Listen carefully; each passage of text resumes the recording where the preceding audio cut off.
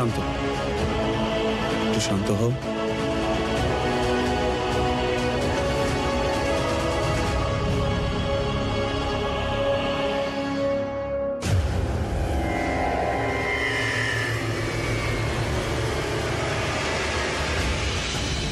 দেখুন, এনার শরীর হঠাৎ করে এতটা খারাপ কেন হয়ে গেল তার কোনো সলিড কারণ তো পাচ্ছি না।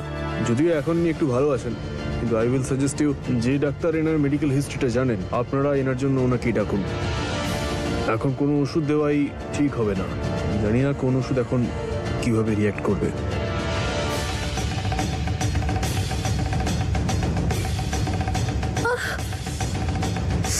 মাথা যন্ত্রণা করছে আমার। হে ভগবান! মাথায় অতটা প্রেশার দিও না, তুমি বিশ্রাম নাও। আপনি যদি বলেন আমি কোনো মাথার যন্ত্রণার ওষুধ লিখে দিই। মাথা ব্যথার ওষুধ আমাদের কাছে আছে। ঠিক আছে, তাহলে আমি আসছি। Thank you.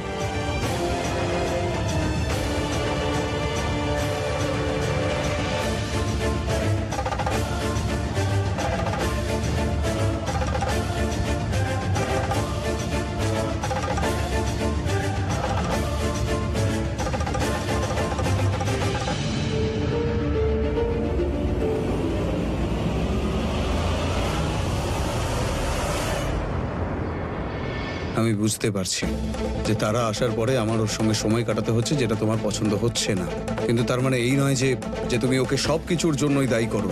তুমি তারাকে ডক্টরের কাছে কেন নিয়ে গেছিলে? আমি তোমায় বারণ করেছিলাম না? আমি তো তোমাকে বলেছিলাম যে আমি এসে ওকে নিয়ে যাবো ডাক্তারের কাছে।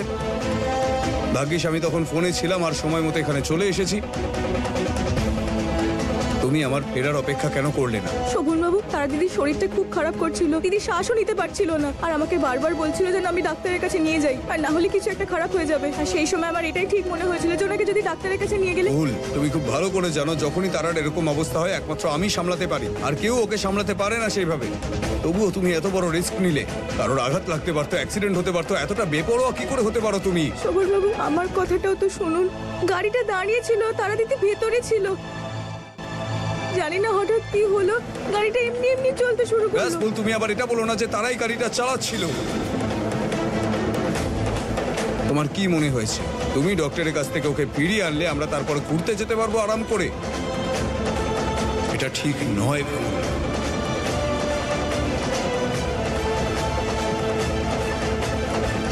ঠাকুরজি, রামচন্দ্রের ভক্তের মত অনুযায়ী তুমি একটু কাঁদো, কারণ সকালে তুমি যখন কাঁদছিলে তখন সব ঠিক ছিল, ফুলের জীবনটাও ঠিক ছিল। এখন দেখো, যে জামাই বাবা জীবন সকালে হাত জোর করে ক্ষমা চাইছিল, সেই এখন এখানে দাঁড়িয়ে দোষারোপ করছে। আমি তো এটাই বুঝতে পারি না তোমার মেয়ে চাইটা কি। আমার মনে হয় কি, নিজের সাথে সাথে আমাকেও এই বাড়ির থেকে বার করেই ছাড়বেও। শোভনবাবু, আপনার কি সত্যিই মনে হয় যে আমি এমন কিছু করতে পারি যাতে কারোর ক্ষতি হয়, কেউ আঘাত পায়? আমার মনে হয় তুমি ভয় পাও যে হতেও পারে ও তোমার থেকে আমায় ছিনিয়ে নেবে।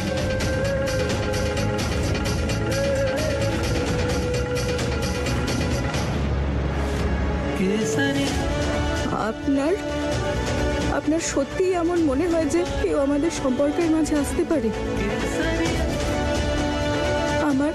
আমাদের সম্পর্কের উপর বিশ্বাস নেই? তোমার কাজকর্মই এসব এখন বলে দিচ্ছে।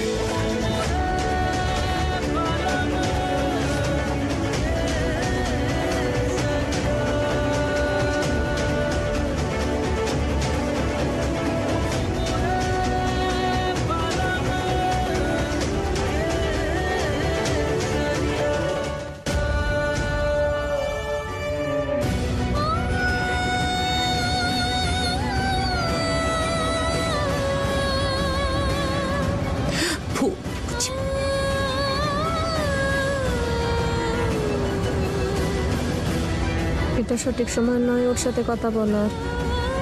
ওকে এখানে একা থাকতে দাও, তুমি আমার সাথে ভেতরে চলো।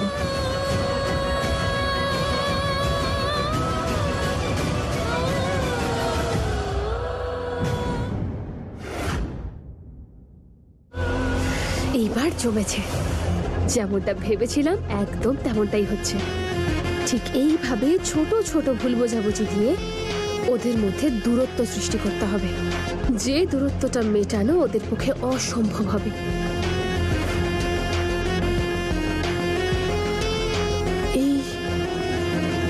এই তীরটা তো একেবারে লক্ষ্যেই লেগেছে, কিন্তু আরো কিছু কাজ বাকি আছে যেগুলো শেষ করতে হবে।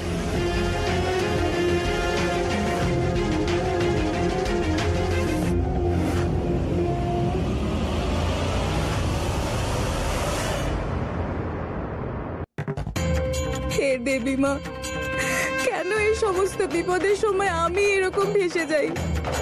কেন দোষ না করেও সবসময় আমাকে শোভন বাবুকে তার জন্য প্রমাণ এনে দিতে হয়? কেন মা? হাঁপিয়ে গেছি আমি এগুলো করতে করতে।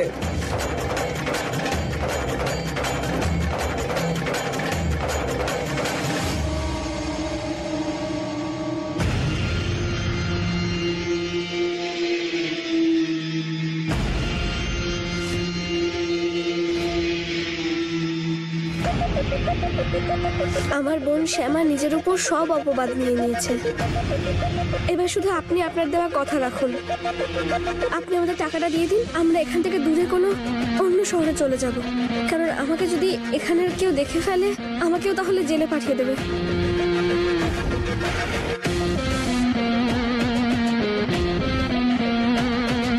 আমি আমার কথা রেখেছি, এরপর কখনো এই বাড়ির আশেপাশে বা এই শহরে যেন না দেখতে পাই। চলে যাও।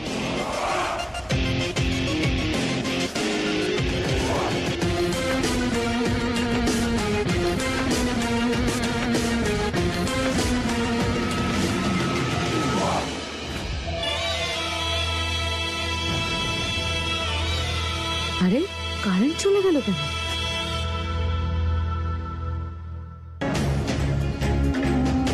হে কৃপাময় দেবী মা, এই বিপদের সময় এই যুদ্ধ লড়ার জন্য আমায় সাহায্য করো। আমি একদম একা হয়ে গেছি মা। দেখো, তুমি ছাড়া আমার আর কেউ নেই। আমাকে একটু সাহায্য করো, আমাকে সাহায্য করো মা। হঠাৎ করে আবার কি হলো?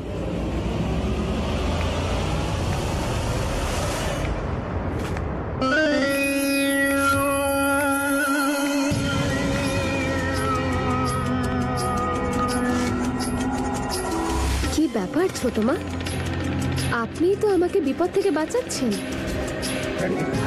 সবসময়, প্রতিটা বিপদ থেকে। মানে এতটা দয়া? আপনার পা ছোবো না আরতি করব? আপনি আমাকে এতটা সাহায্য করলেন আর আমি টের পর্যন্ত পেলাম না। তুমি এসব কি বলছো? আমি কিছু বুঝলাম না। যদি সময় নষ্ট করতে চান তাহলে এই বোঝা না বোঝার নাটকটা করতে পারেন, নয়তো আমি আপনাকে